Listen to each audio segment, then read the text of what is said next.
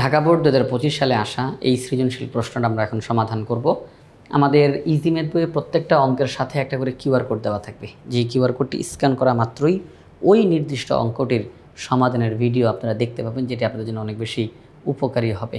তাই আশা করি সবাই ইজি ম্যাথ বইটি সংগ্রহ করে ফেলবেন ইনশাআল্লাহ। ঢাকা বোর্ড 2025 সালে যেই সৃজনশীল প্রশ্নটি এসেছে তার উদ্দীপকে কিছু তথ্য দেওয়া রয়েছে। যেমন আমরা এখানে দেখতেছি, আমাদের এখানে যেই তথ্যটা দেওয়া, এখানে বলা হয়েছে দৃশ্যকল্প 1, দৃশ্যকল্প 2। মূলত এখানে দুইটা তথ্য দেওয়া আর কি, এটা একটা তথ্য, এটা একটা তথ্য।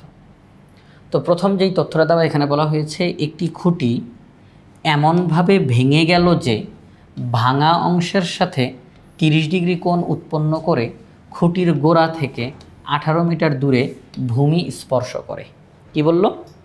একটি খুঁটি এমনভাবে ভেঙে গেল যে ভাঙা অংশের সাথে 30 ডিগ্রি কোণ উৎপন্ন করে খুঁটির গোড়া থেকে 18 মিটার দূরে ভূমি স্পর্শ করে। আমরা যদি এটা একটুখানি চিত্রের মাধ্যমে দেখার চেষ্টা করি, এখনই দেখি আমরা, সমস্যা নেই, এখনই আমরা একটু দেখি। সেটা হচ্ছে, তো এই হচ্ছে একটা খুঁটি, সম্পূর্ণটা একটা খুঁটি। তো এই খুঁটিটা ধরেন ঝড়ো বাতাসে অথবা কোনো কারণে এটা ভেঙে গেল। তো ভেঙে যাওয়ার পরে যেই জায়গাতে ভাঙলো, আমরা মনে করি এটা এই জায়গাটার মধ্যে ভেঙে গেল, এই জায়গাটার মধ্যে এটা ভাঙলো। তাহলে সেই ক্ষেত্রে এই যে ভাঙা উপরের অংশটা তো ভেঙে গেছে, তাই না? উপরের এই অংশটা তো ভেঙে গেছে। তো উপরের এই অংশটা যে ভাঙলো, যেখানে আমাদের সে ভাঙলো ওখানে আমাদের সে একটু জোড়া লেগে আছে, তাই না? একটু জোড়া লেগে আছে আর কি, সে সোজা বরাবর ছিল, তো ভেঙে গিয়ে এভাবে করে এটা পড়ে গেছে। এখান থেকে যে ভাঙা অংশটা একটু জোড়া লেগে আছে। আমাদেরকে বলল যে এই জায়গাটার মধ্যে এই যে ভাঙা অংশের সাথে এখানে 30 ডিগ্রি কোণ উৎপন্ন হয়েছে। কয় ডিগ্রি কোণ? 30 ডিগ্রি কোণ উৎপন্ন হয়েছে। যে একটি খুঁটি এমনভাবে ভেঙে গেল যে ভাঙা অংশটি খুঁটির যেই অংশটা এখনও দাঁড়ায়া আছে ওই অংশের সাথে 30 ডিগ্রি কোণ উৎপন্ন করেছে। এবং এই যে উপরের যে ভাঙা অংশটা, এই যে এখান থেকে, তাই না? এই যে অংশটুকু, এই অংশটুকুই তো এখন ভেঙে যে এখানে পড়ে আছে, তাই না? তো এই যে ভাঙা অংশটুকু যে এখানে পড়ে থাকলো, এইটা খুঁটির যে গোড়া, খুঁটির যেই গোড়া, খুঁটির গোড়া থেকে 18 মিটার দূরে এটা পড়ে আছে। খুঁটিটার ভাঙা অংশটুকু মাটিতে যে পড়লো, এটা খুঁটির গোড়া থেকে 18 মিটার দূরে গিয়ে এটা মাটি স্পর্শ করেছে। খুঁটির গোড়া থেকে 18 মিটার দূরে গিয়ে এই ভাঙা অংশটা মাটি স্পর্শ করেছে। 18 মিটার দূরে। কোন 18 মিটার? খুঁটির গোড়া থেকে, যেটা গোড়া, খুঁটির গোড়া থেকে 18 মিটার দূরে গিয়ে গাছের ওই ভাঙা অংশটা মাটিতে স্পর্শ করেছে। আমি আশা করি আপনাদেরকে দৃশ্যকল্প 1 এটা বুঝাতে পেরেছি। এখন আসেন দৃশ্যকল্প 2-এ যাই। দৃশ্যকল্প 2-এ কি বলেছে? দৃশ্যকল্প 2 এখানে বলা হলো m equal to sec theta, n equal to tan theta. m equal to sec theta, n equal to tan theta. তাহলে এখানে আর আহামরি আর আলাদা করে বোঝানোর কিছু নাই, জাস্ট দুইটা কথা বলা হয়েছে, m equal to sec theta, n equal to tan theta. তার মানে অঙ্ক করতে গিয়ে যদি আমরা কোথাও m দেখতে পাই সেখানে sec থিটা বসাইতে পারবো, কোথাও n দেখতে পাই সেখানে tan থিটা বসাইতে পারবো।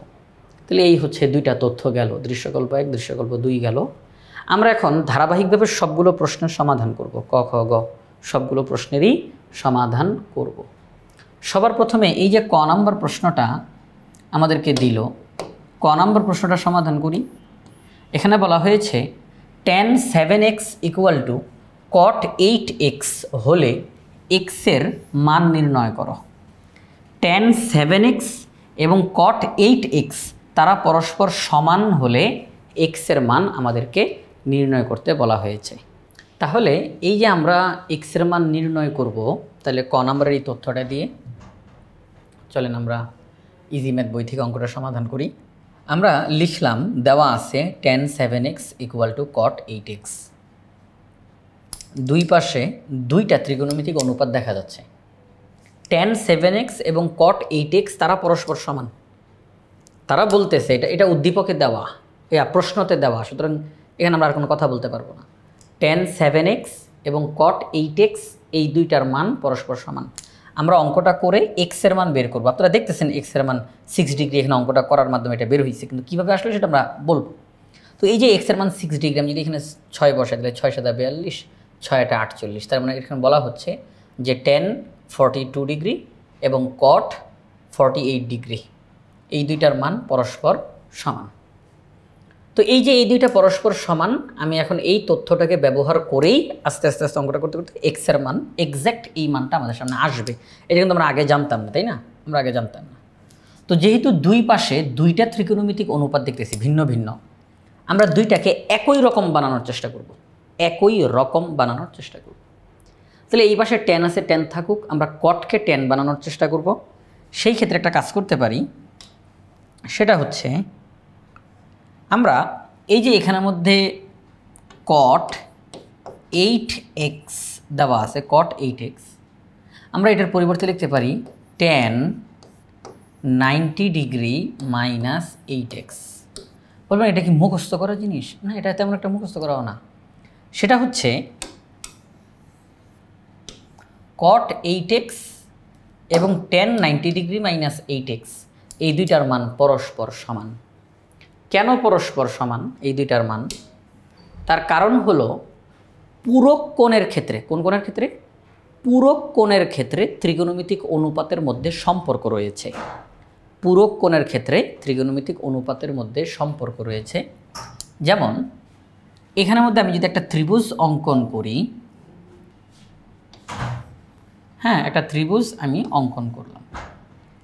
তো এই যে ত্রিভুজটা অঙ্কন করলাম, ABC একটি সমকোণী ত্রিভুজ, এটা হচ্ছে সমকোণ। আমি যদি এই কোণটাকে বলি 8x, এমনি শুধু বোঝার সুবিধার্থে বলতেছে এটা 8x, তাহলে এই কোণের মান হবে 90 ডিগ্রি মাইনাস 8x। কেন? কারণ একটা ত্রিভুজের তিনটা কোণের সমষ্টি 180 ডিগ্রি, এর মধ্যে সমকোণ এটা একাই 90, এটা একাই 90। তাহলে বাকি যে দুইটা কোণ আছে, বাকি দুইটা কোণ তারা মিলে 90 হবে। এই কোণটা আর এই কোণটা মিলে 90 হবে। যখন দুইটা কোণের সমষ্টি 90 ডিগ্রি হয় তখন ওই দুইটা কোণকে পরস্পর পূরক কোণ বলা হয়। যখন দুইটি কোণের সমষ্টি 90 ডিগ্রি হয় তখন ওই দুইটা কোণকে পরস্পর পূরক কোণ বলা হয়। এই দুইটা কোণ মিলে 90 হবে। আমি এটাকে বললাম 8x, যেহেতু এখানে 8x আছে, আমি এই কোণটাকে বললাম 8x, তাহলে এই কোণের মান কত হবে? যেহেতু দুইটা মিলে 90 হওয়ার কথা, দুইটা মিলে 90 হওয়ার কথা, তাহলে 90 এর মধ্যে অলরেডি এখানে 8x চলে গেছে, এটা একটা মান, এটা কোণের একটা মান, এখানে 8x চলে গেছে। তাহলে এখানে আর কতটুকু থাকবে? 90 ডিগ্রি থেকে 8x এর মান বাদ দিলে যা থাকে, অর্থাৎ 90 ডিগ্রি মাইনাস 8x। 90 ডিগ্রি থেকে 8x এর মানটা বাদ দিলে যা থাকে তা হবে এই কোণের। তাহলে আমরা যে এখানে 90 ডিগ্রি পেলাম, তাহলে এটা 8x হলে এটার মান হবে 90 ডিগ্রি মাইনাস 8x। এটা 5x হলে এটা হবে 90 ডিগ্রি মাইনাস 5x।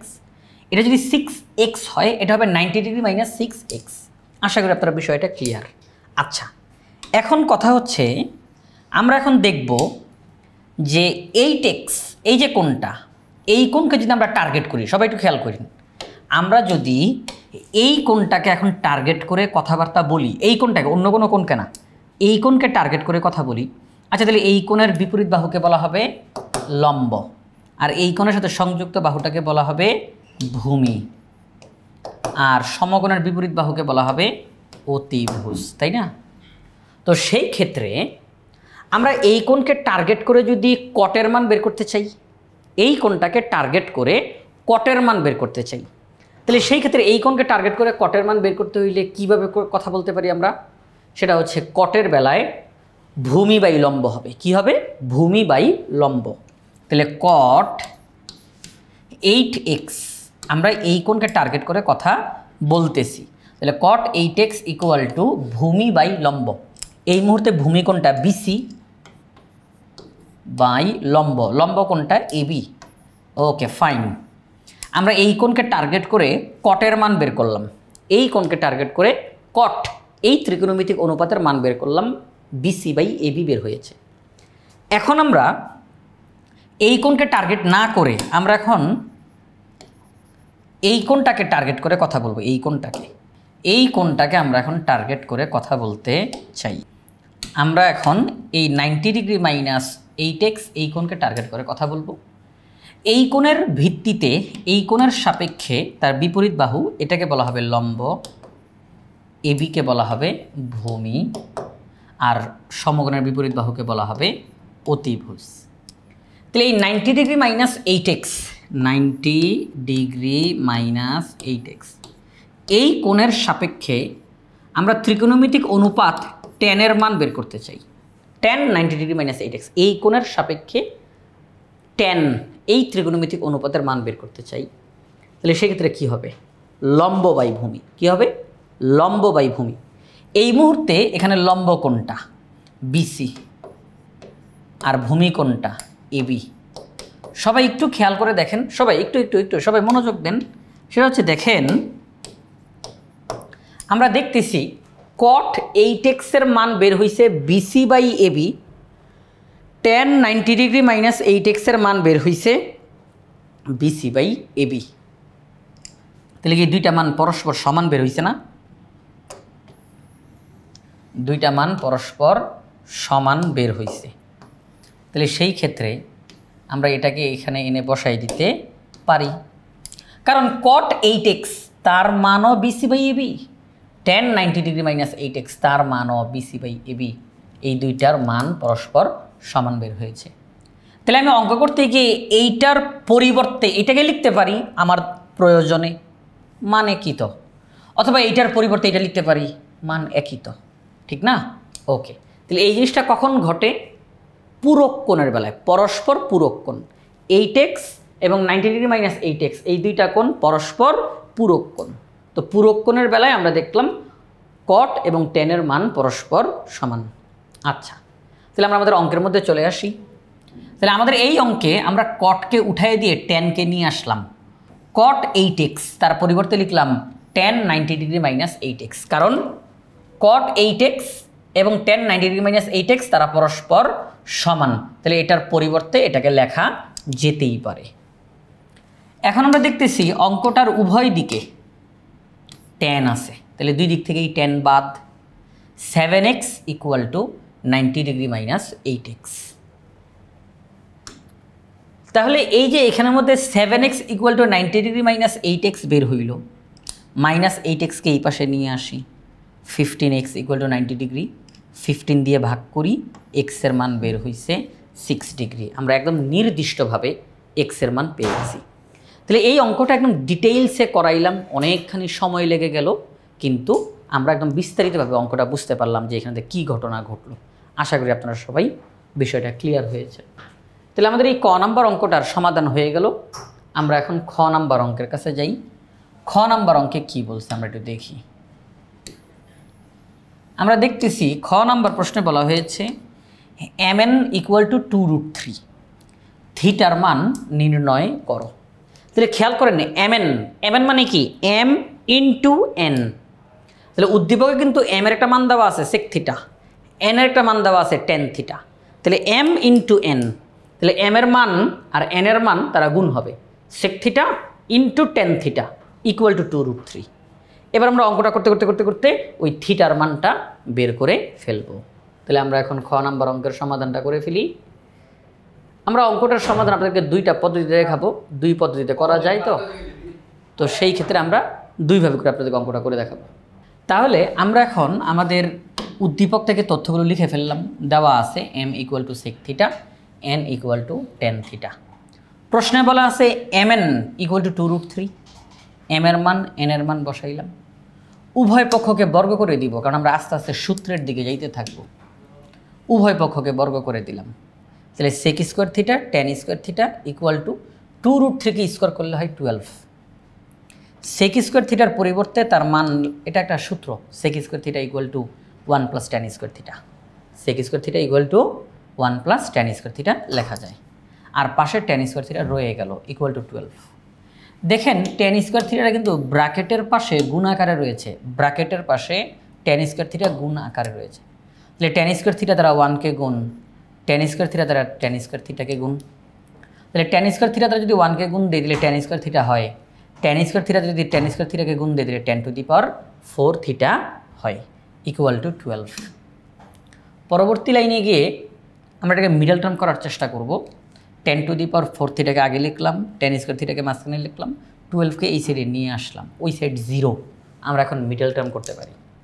সেটা হচ্ছে এখানে আছে 12, এখানে আছে 1, এই যে সামনে 1, মিডল টার্ম করতে চাচ্ছি। মিডল টার্ম অর্থাৎ এমন দুইটা সংখ্যা আমরা অঙ্কের মধ্যে আনবো যাদেরকে গুণ করলে এই শেষের সংখ্যাটা সমান হবে, বলতে শেষ বলতে প্রথম আর শেষের সংখ্যার গুণফলের সমান হবে, আর যোগ বিয়োগ করলে মাঝখানেরটা সমান হবে। তাহলে সেই ক্ষেত্রে এখানে 1, এই যে সামনে 1 সহগ 1, আর এখান থেকে 12, তাহলে 12 1কে 12, আর মাঝখানে আছে 1। তাহলে এমন দুইটা সংখ্যা আনতে হবে যাদেরকে গুণ করলে 12 হয়, যোগ বিয়োগ করলে 1 হয়। সংখ্যা দুইটা হচ্ছে 3 আর 4। 3 4 12, 4 থেকে 3 বিয়োগ করলে 1। এখানে টেন স্কোয়ার থিটা লেখা আছে, আমরা লিখলাম 4 ten square theta minus 3 ten square theta. 4টা টেন স্কোয়ার থিটা থেকে 3টা টেন স্কোয়ার থিটা চলে গেলে আর 1টা টেন স্কোয়ার থিটা থাকে। আচ্ছা, তো এখন দেখেন যে বিষয় আমরা লিখলাম 4 ten square theta minus 3 ten square theta লিখলাম। পরবর্তী লাইনে গিয়ে এই প্রথম দুইটা পদ থেকে কমন নিব, শেষের দুইটা পদ থেকে কমন নিব। প্রথম দুইটা পদ থেকে টেন স্কোয়ার থিটা কমন নেওয়া যায়, টেন স্কোয়ার থিটা দিয়ে ভাগ করলে এটা লিখি। এখান থেকে 3 কমন নেওয়া যায়, 3 দিয়ে ভাগ দিয়ে আমরা এটা লিখলাম। দুইটা ব্র্যাকেটের মধ্যে একই তথ্য একবার লিখলাম, ব্র্যাকেটের বাহিরের তথ্যগুলোকে ব্র্যাকেটের ভিতরে লিখলাম। আমরা এখন হয় অথবা দিয়ে কথাটা বলতে পারি, হয় tan square theta plus 4 equal to 0, অথবা ten square theta minus 3 equal to 0। আমরা হয় অথবা দিয়ে কথাটা বলতে পারি। তো আমরা লিখলাম হয় tan square theta minus 3 equal to 0, minus 3 ওই সাইডে চলে গেল। তো tan square theta equal to 3, একদিকের স্কোয়ার আরেক দিকে গেলে রুট হয়ে যায়, তাহলে টেন থিটা ইকুয়াল টু √3। এখন আমাকে তো আমার উদ্দেশ্য কি থিটার মান বের করা, তাহলে সেই ক্ষেত্রে এখানে টেন আছে, এই পাশে যদি আমি টেন আনতে পারি, দুই দিক থেকে টেন বাদ থিটাটা রয়ে যাবে। টেন 60 ডিগ্রির মান হলো √3, তার মানে আমি √3-এর পরিবর্তে টেন 60 ডিগ্রি বসাইতে পারি, কারণ টেন 60 ডিগ্রির মানই তো √3। তাহলে √3-এর পরিবর্তে টেন 60 ডিগ্রি লিখলাম। দুই দিক থেকে টেন বাদ, দুই দিক থেকে টেন বাদ, তাহলে থিটা ইকুয়াল টু 60 ডিগ্রি আমরা পেলাম। এবার আসেন অথবা দিয়ে টেন স্কোয়ার থিটা প্লাস 4 তাকে লিখলাম, প্লাস 4 ওই সাইডে গেলে হয় -4। Ten square theta equal two -4, কিন্তু ঘটনা এখানে ঘটে গেছে। সেটা হচ্ছে দেখেন টেন স্কোয়ার থিটা, অর্থাৎ টেনকে বর্গ করা হয়েছে, টেন স্কোয়ার, টেনকে বর্গ, টেনের বর্গ, টেন থিটার বর্গ। টেন থিটার বর্গ রেজাল্ট আসছে ঋণাত্মক, এটা অসম্ভব। কারণ কোনো সংখ্যারই, কোনো অনুপাত বলেন, সংখ্যা বলেন, রাশি বলেন, তার বর্গ ঋণাত্মক হইতে পারে না। কারণ আমরা যখনই কোনো সংখ্যাকে বর্গ করি সে আর ঋণাত্মক মানে থাকে না, সে অবশ্যই ধনাত্মকে রূপান্তরিত হয়ে যায়। কিন্তু আমরা এখানে দেখতেছি টেন থিটার বর্গ, অথচ তার মান -4-এর সমান, এটা হইতে পারে না। আমরা বললাম এটা গ্রহণযোগ্য না, কারণ কোনো রাশির বর্গ ঋণাত্মক হতে পারে না। তাহলে ওইটাকে নিয়ে আর সামনে আগায় লাভ নাই, ওইটা অবাস্তব, ওটা গ্রহণই করা যাবে না। তাহলে সেই ক্ষেত্রে থিটার মান 60 ডিগ্রি আমরা পেয়ে গেলাম। তাহলে এই অঙ্কটা আমরা একটা পদ্ধতিতে করে দিলাম, একটা পদ্ধতিতে। এই একই অঙ্ক আরেকটা পদ্ধতিতে করা যায়, চলেন আমরা আরেকটা পদ্ধতি আপনাদেরকে দেখাই। ইজি ম্যাথ বইয়ে আমরা এই অঙ্কটা দুইটা পদ্ধতিতে দেখাচ্ছি। তো এখানে আর বাড়তি কথা বলার কিছু নাই, mn লিখলাম, প্রশ্নে বলা আছে mn ইকুয়াল টু √3, m এর মান n এর মান লিখলাম। এবার আমরা এখনই বর্গ না করে আমরা এখানে এদেরকে ভেঙে লিখতে পারি। সেক থিটাকে ভাঙলে লেখা যায় 1/cos থিটা, টেন থিটাকে ভাঙলে লেখা যায় sin/cos থিটা। এই দুইটা গুণ আকারে রয়েছে, তাহলে উপরে উপরে গুণ, নিচে নিচে গুণ, তাহলে নিচে নিচে গুণ করলে cos স্কয়ার থিটা, আর উপরে উপরে গুণ করলে sin থিটা। সামনে আগাই, আমরা এখন cos স্কয়ার থিটার পরিবর্তে লিখতে পারি 1 - sin স্কয়ার থিটা, কারণ এটা সূত্র cos square theta equal two 1 minus sine square theta. 2√3 এর নিচে মনে মনে 1 আছে, আমরা আড়াআড়ি গুণ করতে পারি। কি গুণ? আড়াআড়ি গুণ করতে পারি, আর গুণন যেটা। তাহলে সেই ক্ষেত্রে 1 দ্বারা যদি সাইন থিটাকে গুণ দিই তাহলে সাইন থিটাই হবে, আর 2√3 দ্বারা এইটাকে গুণ করতে হবে। তাহলে 2√3 into 1 minus sine square theta equal two sine theta. সেই ক্ষেত্রে 2√3 দ্বারা যদি 1কে গুণ দিই তাহলে হয় 2√3, 2√3 দ্বারা যদি সাইন স্কোয়ার থিটাকে গুণ দিতে হবে 2√3 সাইন স্কোয়ার থিটা। এখন আমরা এই যে 2√3 সাইন স্কোয়ার থিটা তার সামনে একটা মাইনাস আছে, এই স্কোয়ার যে রাশিটা এটার সামনে আমরা মাইনাস রাখতে চাচ্ছি না। তাহলে আমরা যদি একটা মাইনাস কমন নেই, তাহলে মাইনাসে মাইনাসে প্লাস হয়ে যাবে 2√3 সাইন স্কোয়ার থিটা, মাইনাসে মাইনাসে প্লাস 2√3 সাইন স্কোয়ার থিটা। এখানে প্লাস আছে, প্লাসে মাইনাসে মাইনাস, প্লাসে মাইনাসে মাইনাস 2√3, ওই সেটা যা আছে তাই। এখন এই ব্র্যাকেটের সামনে মাইনাস, এটা তো আরেক ভেজাল, এটাকে উঠানো দরকার। উভয় পক্ষকে আমরা মাইনাস দ্বারা গুণ করলাম, উভয় পক্ষকে মাইনাস দ্বারা গুণ করলাম, অথবা আপনারা বলতে পারেন -1 দ্বারা গুণ করলাম। কি দ্বারা গুণ করলাম? -1 দ্বারা গুণ করলাম উভয় পক্ষকে, -1 দ্বারা গুণ করলাম উভয় পক্ষকে, -1 দ্বারা গুণ করলাম। তাহলে সেই ক্ষেত্রে মাইনাসটা বাদ হয়ে যাবে, 2√3 সাইন স্কোয়ার থিটা মাইনাস 2√3, এখানে একটা মাইনাস যুক্ত হবে কারণ উভয় পক্ষকে -1 দিয়ে গুণ করছি। এবার এই মাইনাস সাইন থিটাকে এই পাশে নিয়ে আসেন, আমরা এখন এটাকে মিডল টার্ম করতে পারি।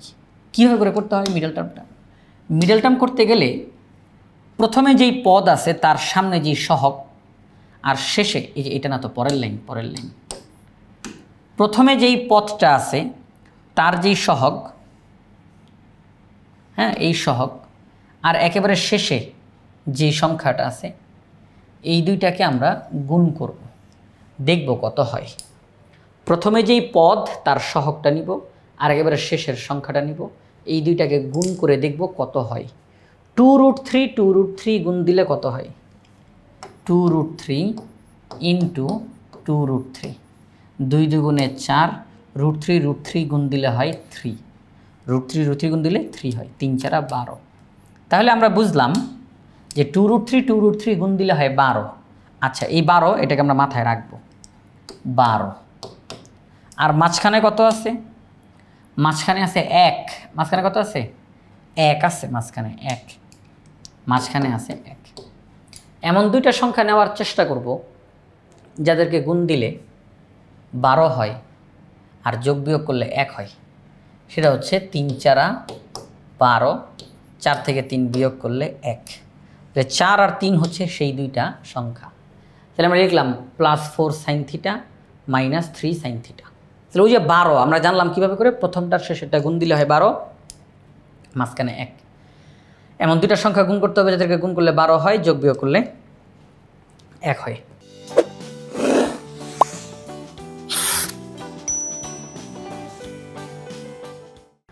এখন প্রথম দুইটা পদ থেকে কমন নিব, শেষের দুইটা পদ থেকে কমন নিব। এখানে 2 আছে, 4-এর ভিতরে 2 আছে, কারণ 4 কীভাবে হয়? 2 দুগুণে 4, 2 দুগুণে 4, তাহলে এখানে 2 আছে। আমরা 2 কমন নিলাম, সাইন থিটা কমন নিলাম। 2 সাইন থিটা যদি ভাগ করি, 2 কাটা, সাইন থিটা কাটা, √3 সাইন থিটা থাকবে। 2 4-এর মধ্যে 2 বার যায়, সাইন থিটা কাটা। এখানে মাইনাস প্রথমে আছে, মাইনাস নিলাম। √3 দুই জায়গাতে আছে, এখানে √3 আছে, আর 3-এর ভিতরে √3 আছে, লিখলাম √3 যদি এটাকে ভাগ করি তাহলে √3 সাইন থিটা থাকে, √3 যদি এটাকে ভাগ করি তাহলে 2 থাকে, -1 প্লাস। আমরা ব্র্যাকেটের ভিতরে একই তথ্য থাকে একবার লিখলাম, ব্র্যাকেটের বাইরেরগুলোকে ব্র্যাকেটের ভিতরে লিখলাম। হয় অথবা দিয়ে আমরা এখন কাজ করতে পারি। তাহলে সেই ক্ষেত্রে আমরা বলতে পারি হয় 2 সাইন থিটা -√3 = 0, -√3 ওই সাইডে গিয়ে হবে √3, 2 এখানে গুণ আকারে ওই সাইডে গিয়ে হবে ভাগ, তাহলে সাইন থিটা =√3/2 একবারে লিখে ফেললাম। আমরা এদিকে সাইন আছে, তাহলে এইদিকে সাইন আনতে চাই। সাইন 60 ডিগ্রির মান √3/2, দুই দিক থেকে সাইন কাটা, থিটার মান 60 ডিগ্রি বের হয়ে গেল। আমরা থিটার মান 60 ডিগ্রি বের করে ফেললাম। এবার আসি এখানে √3 সাইন থিটা +2 লিখলাম, +2টা ওই সাইডে গিয়ে -2 হয়ে গেল। √3 এখানের মধ্যে গুণ আছে, রুটটা এত বড় হবে না, হ্যাঁ রুটটা এত বড় হবে না, শুধু √3, শুধু √3, সাইন থিটার উপরে রুট নাই, √3 ইন্টু সাইন থিটা। তো +2 ওই সাইডে গেলে হয় -2, আর এই √3 যেখানে গুণাকারে আছে ওই সাইডে গেলে হবে ভাগ, তাহলে -2 ডিভাইডেড বাই √3। এখন sine theta equal to -2 divided by √3 এটা গ্রহণযোগ্য না, কারণ আমরা যদি ক্যালকুলেটারে -2 ডিভাইডেড বাই √3 এটা যদি হিসাব করতে দেখি আমরা, -2 ডিভাইডেড বাই √3 একটু দেখাই ক্যালকুলেশন করে, মাইনাস তারপর হচ্ছে রুট, আচ্ছা -2 ডিভাইডেড বাই √3, এই যে রেজাল্টটা চলে আসছে -2 ডিভাইডেড বাই √3, তাহলে -2 ডিভাইডেড বাই √3 এর রেজাল্ট আসছে -1.1547 ডট ডট ডট ডট আর অনেক মান আসছে। তাহলে দেখলাম -1.15 আরও সামথিং আসছে এখানে, তার মানে এটা কিন্তু -1 চাইতেও ছোট, -1 চাইতেও ছোট, -1 চাইতে ছোট হলো -1.15, -1 চাইতে এই মানটা ছোট, কারণ -1 চাইতে বড় হইতে হইলে 0.99, 0.95, 0.87 বড় হইতে থাকবে। আর এখানের মধ্যে -1.15 এটা অবশ্যই -1 চাইতেও ছোট, কিন্তু -1 চাইতে ছোট মান সাইন থিটার ক্ষেত্রে গ্রহণযোগ্য না। সাইন থিটার ক্ষেত্রে মানের সীমাবদ্ধতা হচ্ছে সাইন থিটার মান -1 সমান বা বড়, +1 সমান বা ছোট, এর মধ্যে সীমাবদ্ধ থাকে। তাহলে এটার যেই রেজাল্ট আসে -1.15 এটা -1 চাইতেও ছোট হয়ে যায়, এই জন্য এই মানটা গ্রহণযোগ্য না। তাহলে আমরা বলতে পারি যে থিটার মান 60 ডিগ্রি। এই যে আমরা খ নাম্বার যে প্রশ্নটা আমাদের এখানে দেওয়া, থিটার মান বের করো, আমরা থিটার মান বের করলাম 60 ডিগ্রি, দুইটা পদ্ধতিতে অঙ্কটা করে দেখাইলাম। এখন আসেন আমরা গ নাম্বার অঙ্কটার সমাধান করি। গ নাম্বার অঙ্কটাতে কি বলছে আমাদেরকে? বলছে সম্পূর্ণ খুঁটির দৈর্ঘ্য নির্ণয় করো। সহজ আছে অঙ্কটা, আশা করি যারা যারা আপনারা এই মুহূর্তে ভিডিওটা দেখতেছেন তারা শুরু থেকেই দেখতেছেন। আমরা এখন একেবারে শুরুতে, এই অঙ্কটার একেবারে শুরুতে এই যে দৃশ্যকল্প 1-এর এই কথাটা আমরা বুঝিয়েছি ভেঙে ভেঙে চিত্রের মাধ্যমে। কি বলছে এখানে? দৃশ্যকল্প 1, একটি খুঁটি এমনভাবে ভেঙে গেল যে ভাঙা অংশের সাথে 30 ডিগ্রি কোণ উৎপন্ন করে খুঁটির গোড়া থেকে 18 মিটার দূরে ভূমি স্পর্শ করে। কে ভূমি স্পর্শ করে? ওই যেই অংশটা ভেঙে গেছে, এই যে ভেঙে গেছে যে অংশটা, এটা মাটিকে স্পর্শ করে গোড়া থেকে 18 মিটার দূরে গিয়ে, এবং সেটা এই যে আমরা এখানে চিত্রের মাধ্যমে দেখিয়েছি। চিত্রটা বের করি। ওকে, এই যে সেই চিত্রটা দেখেন, যে বিষয়টা একটা খুঁটি একেবারে এখান থেকে শুরু করে একেবারে শেষ পর্যন্ত সম্পূর্ণটা একটা আস্ত একটা খুঁটি। এই খুঁটিটা কোনো একটা কারণে ভেঙে গেছে। ভেঙে যাওয়ার এই অংশটুকু সে অবশ্যই এখন মাটির দিকে পড়ে যাবে। এই ভেঙে যাওয়া অংশটা মাটির দিকে যখন পড়লো, তখন এই জায়গার মধ্যে একটু এখনও তো কানেকশন আছে, তাই না? এখনও কানেকশন আছে না, এটার সাথে এটার কানেকশন থাকবে। এই জায়গার মধ্যে 30 ডিগ্রি কোণ উৎপন্ন করেছে। আর এই ভাঙা অংশটা যখন মাটিকে স্পর্শ করছে, এই যেটা মাটিকে যখন স্পর্শ করছে, তখন দেখা গেল মূল যেই খুঁটিটা, তার যে গোড়া সেখান থেকে 18 মিটার দূরে গিয়ে এইটা মাটি স্পর্শ করেছে। তাহলে আমরা এখান থেকে জানতে পারলাম এই কোণের মান 30 ডিগ্রি, এই এতটুকুর মান হচ্ছে 18 মিটার। দুইটা তথ্য আমরা পেয়ে গেলাম। আমরা যদি বলি একেবারে এখান থেকে, মানে প্রথমে যখন সম্পূর্ণ খুঁটিটা ঠিক ছিল, ভাঙে নাই, একদম আস্ত একটা খুঁটি, সম্পূর্ণ খুঁটি, সেটা এখান থেকে এই পর্যন্ত, একদম শুরু থেকে এই শেষ পর্যন্ত, সেটা যদি হয় এইচ, মানে এটার উচ্চতা, মানে সম্পূর্ণ দৈর্ঘ্য যদি হয় এইচ, আমি যদি বলি এতটুকুর মান এক্স, মানে যতটুকু ভাঙে নাই, যতটুকু এখনও সোজা দাঁড়ায় আছে, ভাঙে নাই, এতটুকুর মান এক্স, সম্পূর্ণটা এইচ, আর যতটুকু দাঁড়ায়া আছে, অবশিষ্ট দাঁড়ায়া আছে এখনও, এটার মান এক্স। তাহলে আপনারা বলেন তো, যতটুকু জায়গা ভেঙে গেছে, যতটুকু জায়গা ভেঙে গেছে ততটুকুর মান কত হবে? সম্পূর্ণটা এইচ, এতটুকু এক্স, তাহলে এতটুকুর মান হবে এইচ মাইনাস এক্স, ঠিক না? এতটুকুর মান কত হবে? H minus x. সম্পূর্ণটা এইচ, এতটুকু এক্স, তাহলে এতটুকু হবে এইচ মাইনাস এক্স।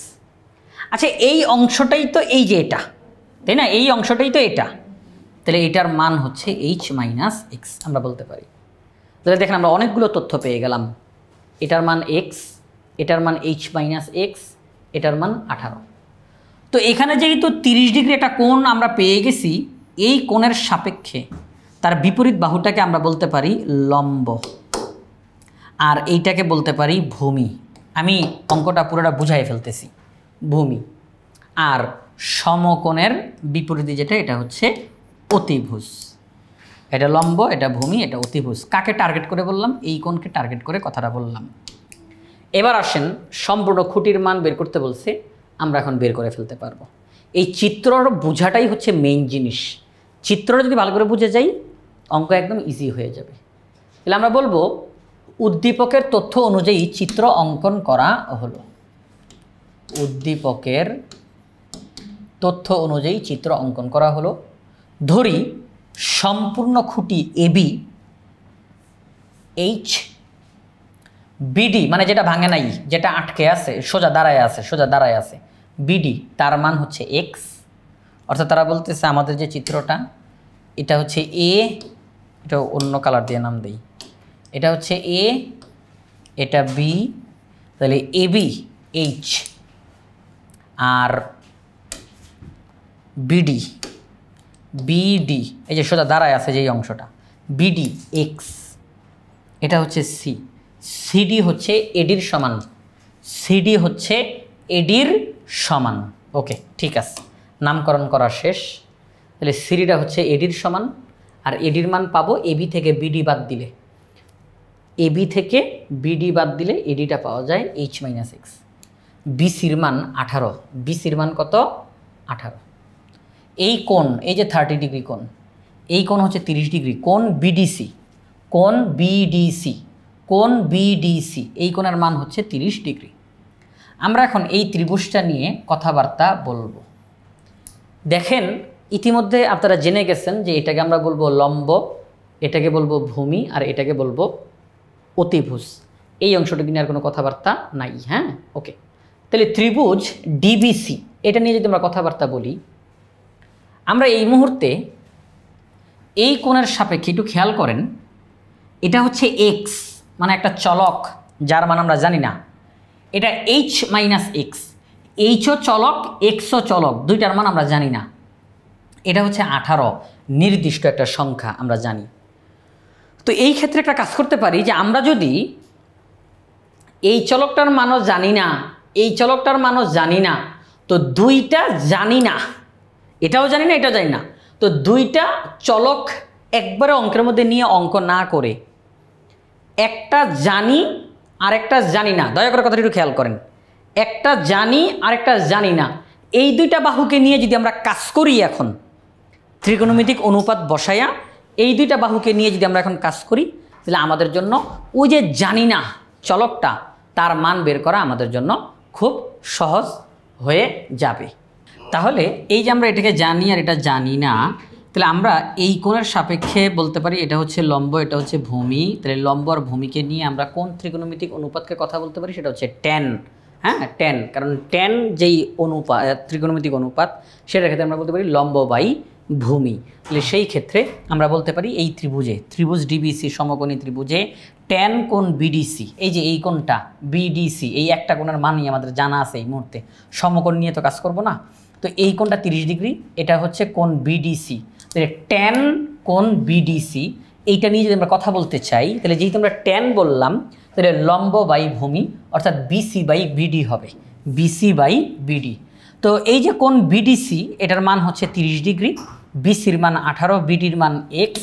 পরবর্তী লাইনে যাই, tan 30 ডিগ্রির মান 1/√3, 18/x, আর গুণ করলে এক্সের মান 18√3 আমরা পেয়ে গেলাম।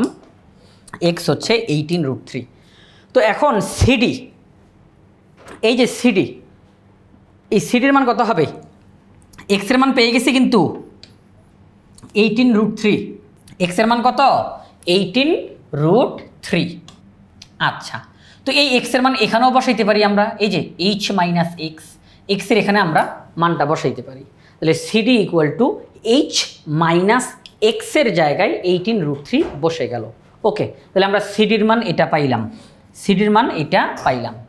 এখন আমরা আবার কোনটা নিয়ে কাজ করতে পারি? এই মুহূর্তে আমরা এই বিডির মান জানি তো, তাই না? বিডির মান একদম নির্দিষ্ট করে মান জানি, 18√3 নির্দিষ্ট করে জানি। তাহলে এটা জানি, আর এই যে এটা জানি না, সবাই একটু খেয়াল করি, এটা জানি, এটা জানি না, এই দুইটা দিয়ে যদি কাজ করি, জানি আর জানি না, এই দুইটা দিয়ে আমরা এখন কাজ করব।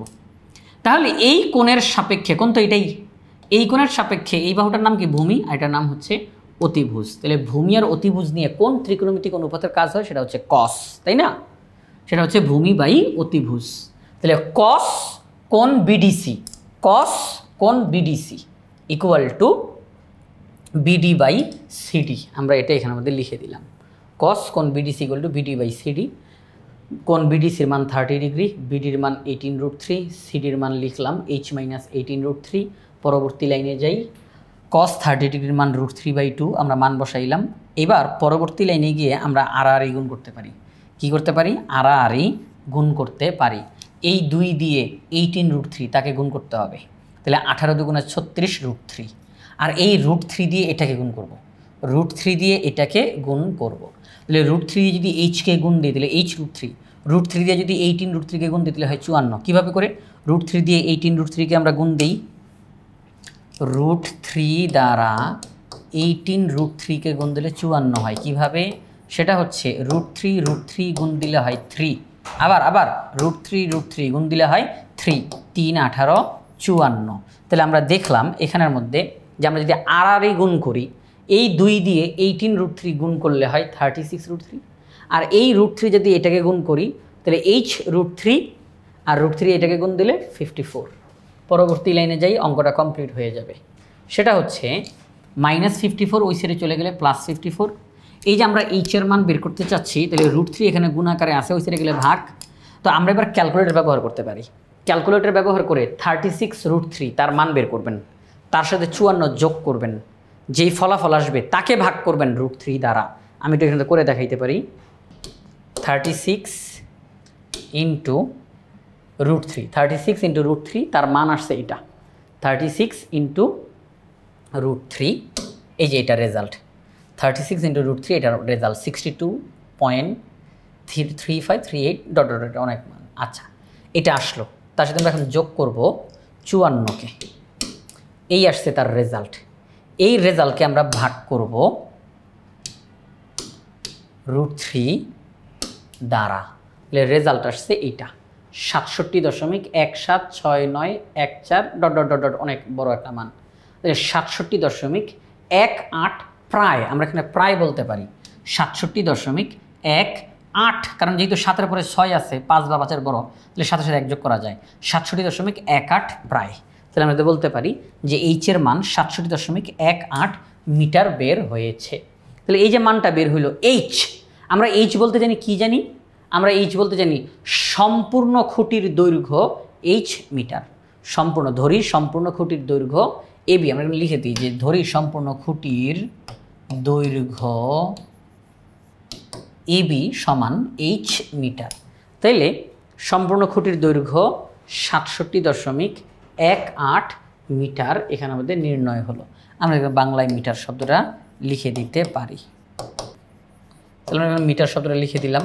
তাহলে আমরা কি পেলাম? সম্পূর্ণ খুঁটির দৈর্ঘ্য 67.18 মিটার। তাহলে এই যে অঙ্কটা ছিল গাছের, এই যে খুঁটির যেই অঙ্কটা, এই খুঁটির অঙ্কটা আমরা করে ফেললাম। প্রথমে আমরা ধরে নিলাম যে সম্পূর্ণটা এইচ, সেখান থেকে ভাঙা অংশ আর বাকি অংশ, এইভাবে করে ক্যালকুলেশন করে খুব সহজে অঙ্কটা কমপ্লিট করে ফেললাম। তো ভিডিওটা আমরা এখানের মধ্যে মূলত খ নাম্বার অঙ্কটা দুইটা বিকল্প পদ্ধতিতে দেখিয়েছি। ক নাম্বার অঙ্কটা এখানের মধ্যে কিভাবে করে কট 8x পরিবর্তে এটা আনলাম, পূরক কোণের বেলায় ত্রিকোণমিতিক অনুপাতের যে সম্পর্ক এগুলো নিয়ে বিস্তারিত কথা বলার কারণে ভিডিওটা অনেক বড় হয়ে গিয়েছে, কিন্তু আশা করি আপনারা ভিডিওটা সম্পূর্ণটা দেখার মাধ্যমে পুরো জিনিসটা খুব ভালোভাবে বুঝতে পেরেছেন।